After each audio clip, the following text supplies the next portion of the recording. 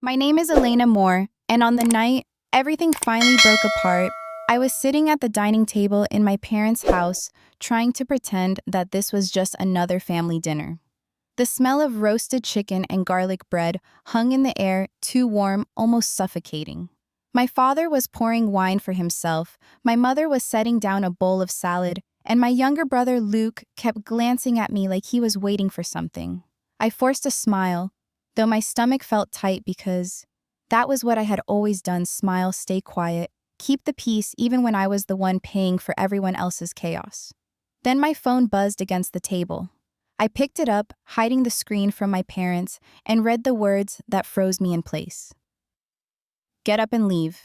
Don't drink what's in front of you. My heart slammed against my ribs. I looked down at the glass by my plate, the red juice catching the light like a warning. It wasn't wine, everyone knew I couldn't drink alcohol.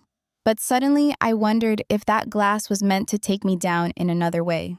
I felt heat rising in my face, not just fear, but anger, a deep anger at the idea that I might be sitting here, surrounded by people who were supposed to protect me, yet plotting something else entirely. I wanted to stand to confront them, to demand answers. But all I did was press my lips together and hold still, the taste of suspicion already burning at the back of my throat. I kept my hands under the table, my phone pressed against my thigh, trying to steady my breathing. The words of that message looped in my head, sharp and unrelenting. Leave. Don't drink. Whoever sent it knew something I didn't, or maybe something I had been too afraid to admit. I looked up at my family and saw them through a lens I'd never dared to use before. My father was laughing at some half-hearted joke, my mother fussed over a dish, and Luke tapped his fork against his plate in a rhythm that felt too deliberate. The scene was ordinary, but I couldn't stop the thought that ordinary might be a mask. When I was growing up, dinners like this were rare. My parents worked long hours, and when we did eat together, silence usually filled the spaces between bites. Yet tonight, there was chatter, smiles, almost a performance. It should have felt comforting, but instead, I sensed a weight pressing down on me, like I was being watched for my reaction. I remembered every time they'd leaned on me for money first. When Luke's tuition bills piled up, then when Dad's side business collapsed, and later when Mom said she couldn't keep up with medical expenses. Each time I said yes, because I believed family meant sacrifice. Each time I emptied my savings a little more, convinced that loyalty would eventually be enough. But loyalty, I was starting to realize, had turned into expectation. My generosity had become their habit. Eat before it gets cold, my mother said, pushing the salad bowl toward me. Her voice was sweet, but my ears caught an edge, as if she were urging me to keep moving, not to pause long enough to question. I picked up my fork and speared a piece of lettuce, chewing slowly, trying to hide the tremor in my jaw. My father raised his glass of wine to his lips, watching me over the rim. Luke kept glancing at my untouched juice, his impatience poorly disguised. The phone buzzed again, another message sliding across the screen I'd kept angled away. Trust me. Make an excuse? Just don't drink. My palms dampened with sweat. Trust me. That meant the sender knew me well enough to think I would hesitate. My throat tightened. I wanted to believe there was a misunderstanding, but the look in Luke's eyes said otherwise. It wasn't worry, it was calculation. I'm not that thirsty, I murmured, pushing the glass a little farther away. My father's brow twitched, barely a flicker, but enough for me to catch. Luke forced a laugh. Come on, Lena, you never drink with us. It's just juice. Don't be so uptight. The way he emphasized just made my skin prickle. I reached for my napkin and dabbed at my mouth, buying time. I needed to know who had sent the warning. I needed to know why. My chest ached with the urge to bolt, but I forced myself to stay seated to play along. Running without answers would only leave me haunted by questions. So I leaned back, feigned a tired smile, and said, I'll be right back. Bathroom. I pushed my chair out slowly, deliberately, casual, even though my legs felt like they might give out beneath me. My mother's voice followed me down the hallway. Don't take too long, honey. Warm, affectionate, yet something about it made the hair on my arms stand on end. The bathroom door clicked shut behind me, and I locked it with shaking fingers. My reflection in the mirror looked pale, eyes too wide, lips pressed tight as if holding in a scream. I pulled out my phone, opened the thread, and typed with trembling hands, "Who are you? Why are you telling me this?" I stared at the screen, waiting, the sound of my family's muffled voices seeping through the walls. The reply came almost instantly. "It's Noah. Pick up if I call. It's urgent." A second later, my phone vibrated with his name on the screen. My thumb hovered over the green button, my pulse hammering. Noah hadn't called me in months, maybe even a year, ever since he and Luke had a falling out. My chest squeezed as I pressed accept and lifted the phone to my ear. "Elena," he whispered, his voice low and hurried. "Listen to me carefully.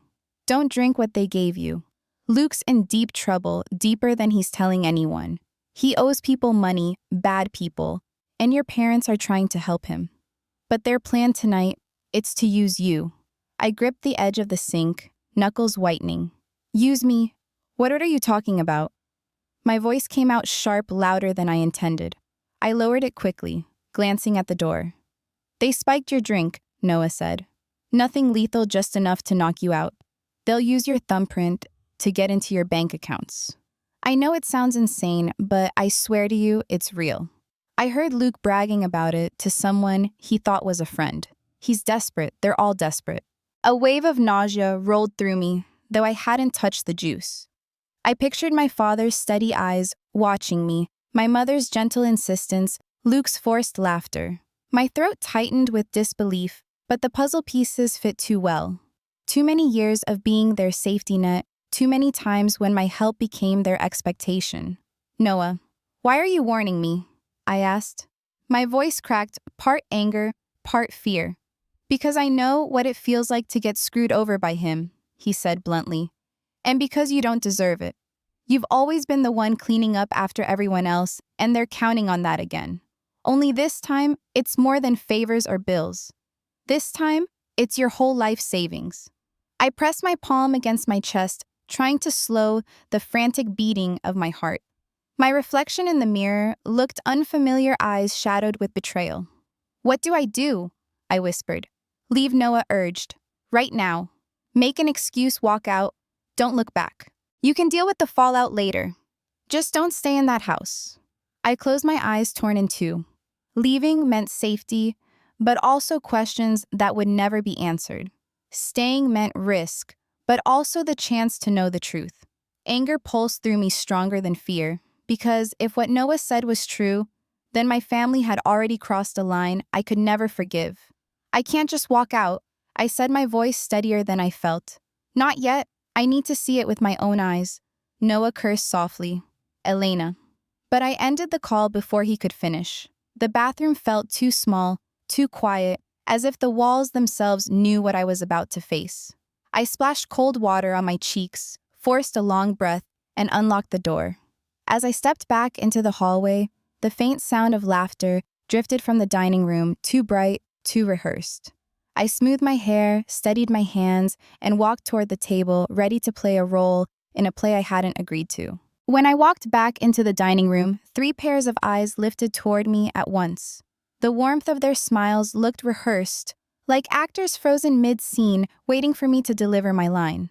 My pulse thudded in my ears, but I forced myself to slide back into my chair, casual, almost bored, as if I had never left. Luke smirked and nudged my glass toward me. "You didn't forget your drink, did you?" I glanced down at the liquid scarlet under the chandelier's glow. My hand trembled slightly as I reached for it, so I steadied it with a laugh. "Relax. I didn't forget." I tilted the glass, bringing it close enough for them to see it touch my lips, then tipped it just enough so a thin stream slid over the edge, dripping silently into my napkin hidden in my lap. Cold wetness spread against my thighs, but I kept smiling. "See," I said, setting the glass down. Happy now, Luke leaned back satisfied, while my father muttered something approving and raised his wine again. My mother studied me carefully, her eyes sharp despite the gentle curve of her mouth. I looked back at her, refusing to blink until she finally turned away. Conversation resumed, surface-level chatter about work, about neighbors, about nothing. But I heard the undercurrent, The way their voices softened, whenever they thought I wasn't listening, the way their gazes kept flicking toward me. I stabbed at my chicken, chewing slowly, pretending my eyelids were heavier with each bite. The room seemed to close in around me, the clink of silverware echoing too loudly, the air thick with anticipation. Finally, I let my fork clatter against the plate and sighed. I'm exhausted. Long week. My words slurred just enough to sell it. I pushed back my chair and stood steadying myself against the table, as though my balance were faltering. Luke's eyes gleamed too eager. "You okay, Lena?" he asked, feigning concern. "Just need to lie down," I murmured, dragging my feet towards the living room. The sofa waited soft and familiar, but tonight it felt like a stage. I let my body sink into the cushions, head lolling back, eyes fluttering shut. I made sure my breathing slowed, even and rhythmic like the onset of unconsciousness. From the corner of my vision, I caught their shadows hovering in the doorway. Their whispers were hushed, urgent, carrying the brittle edge of conspiracy. "Give it a few minutes," my father said. "She's already out," Luke insisted. "Did you see her?" "She could barely walk." My mother's voice trembled with something I couldn't name. "Let's just make it quick. The longer this takes, the riskier it is." A chill ran through me, but I stayed still, every muscle locked in performance. I felt the weight of a hand brush against mine, lifting my limp fingers, pressing my thumb toward the glow of my phone screen. My chest tightened. This was it, the proof. Behind my closed eyelids, fury burned hotter than fear. The glow of my phone lit up the room as Luke pressed my thumb against the sensor. For a moment, the device unlocked the familiar home screen, reflecting in his wide eyes. My stomach clenched, even though I had prepared for this. It was one thing to suspect another, to feel the weight of their fingers manipulating my hand as if I were nothing more than a tool. "Hurry," my father muttered. "Find the banking app." Luke's fingers moved fast, swiping across the screen. I felt him shifting my hand again, angling my thumb for another scan. The app opened, but then a wall appeared. Two-factor authentication required. The words flashed boldly, an immovable barrier. "What the hell?" Luke whispered harshly. He tapped, tried again, but the result didn't change. "It wants a code." "Where's the code?" My mother's voice cut through, tense and sharp. "Maybe she wrote it down somewhere." "Check her bag." "No," my father hissed. "Don't leave a mess. She'll know." "She already knows nothing," Luke snapped, though the edge in his tone betrayed his panic. "She's out cold." Behind my closed eyes, I almost laughed, the bitterness rising like bile.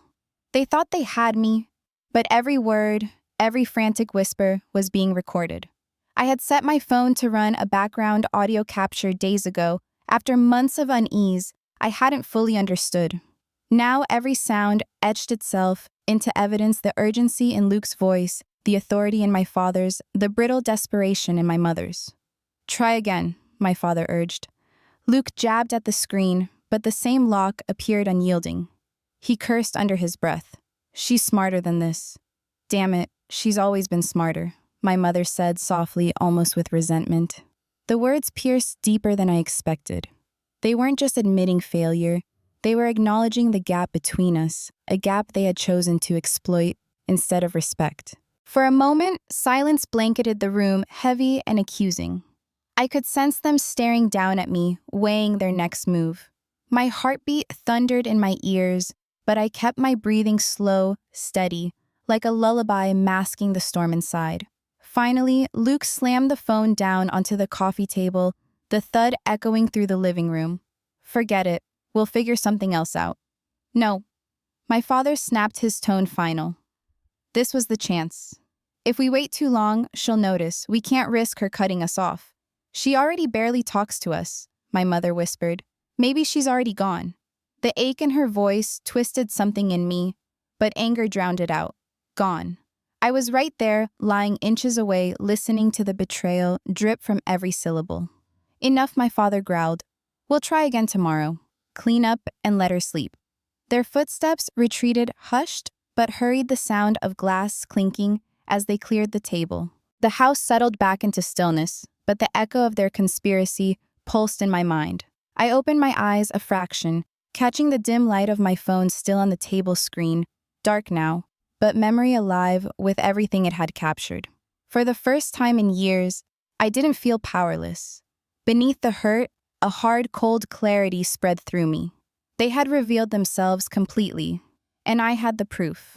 I closed my eyes again, letting my body stay limp, but inside I made a vow. This would end not with silence, not with sacrifice, but with justice. Morning light leaked through the blinds when I finally sat up from the sofa.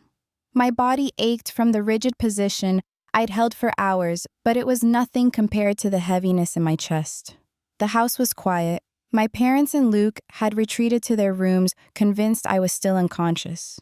My phone lay on the coffee table, where Luke had dropped it cold and ordinary, holding within it the truth I could no longer ignore. I replayed the recording once, just enough to hear their voices layered in betrayal. My father's stern command, my mother's uneasy whisper. Luke's frustration, it was all there, undeniable. I closed my eyes, swallowing hard. Every instinct screamed at me to bury it, to pretend last night hadn't happened, because admitting it meant shattering whatever was left of my family. But there was no family left to protect. Not anymore. By noon, I found myself standing outside the precinct, clutching my phone like a lifeline. The American flag fluttered above the building, indifferent to my turmoil. Inside, the cool sterility of the lobby made my skin prickle. A young officer looked up from the desk. "Can I help you?" he asked. My throat tightened, but I forced the words out. "I need to file a report against my family." His brows lifted slightly, but he nodded and guided me through a metal detector into a small interview room. The fluorescent lights hummed overhead as another officer joined us, recorder on the table. My hands trembled as I unlocked my phone, scrolling to the audio file, pressing play. The room filled with the voices of my father, my mother, and Luke plodding over my limp body. The officer's face stayed neutral, but his eyes flicked toward me, sharp with recognition. When the recording ended, silence pressed in, broken only by my uneven breathing. "This is serious," he said finally. "We'll need a written statement, and your consent to access the metadata on this file."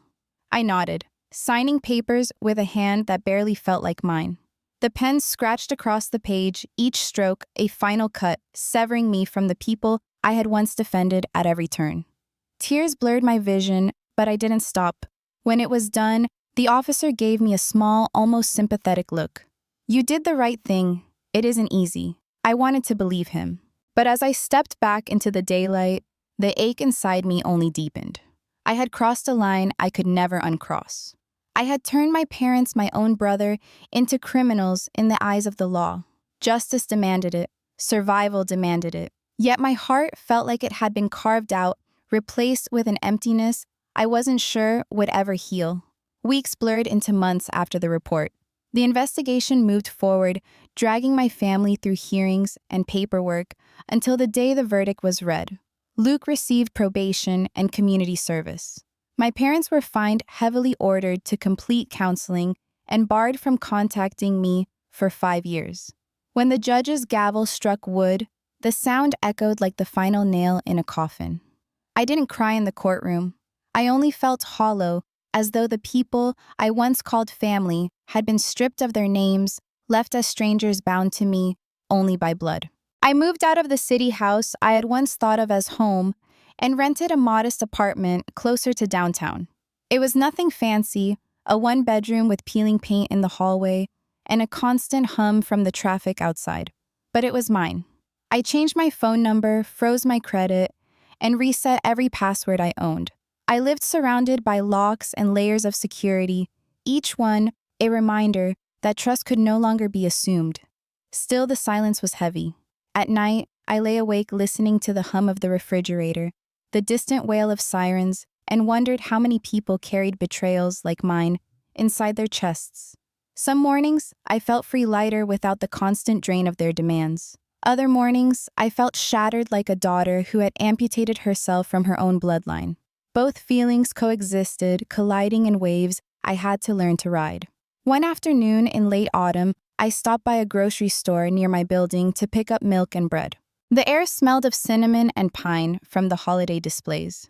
As I turned down an aisle, my cart nearly collided with someone else's. I looked up, and there he was. Luke. His hair was longer, his uniform polo wrinkled at the collar. A name tag pinned to his chest read, Luke M. He froze when he saw me, his hand gripping the cart handle like it was the only thing keeping him upright. For a moment, neither of us spoke. The store around us hummed with chatter and the beep of registers, but all I heard was the echo of his voice on that recording, desperate and angry, as he tried to force my phone open. Elena, he said, finally, barely more than a whisper. His eyes searched mine, filled with something I couldn't quite name. Regret, shame, or just exhaustion. I straightened, my heart pounding, but my face calm. Luke. The word tasted foreign. Silence stretched between us, fragile and dangerous. Part of me wanted to scream, to demand why to drag the apology I knew he would never give. Another part of me wanted to reach across the distance, to remember the boy who once rode bikes with me down suburban streets. But the wound was too deep. He nodded slowly, stepping aside to let me pass. No plea, no excuse. Just the quiet acknowledgement that whatever we had once shared no longer existed. I pushed my cart forward, leaving him in the aisle. My hands trembled on the handle, but I didn't look back. By the time I reached the register, my eyes burned with tears I refused to let fall. Walking out into the cool air, I realized the bitterness that had lived in me for so long had shifted. Not vanished, not healed, but transformed into something else, clarity. I could not control what they had done, but I could control what came next.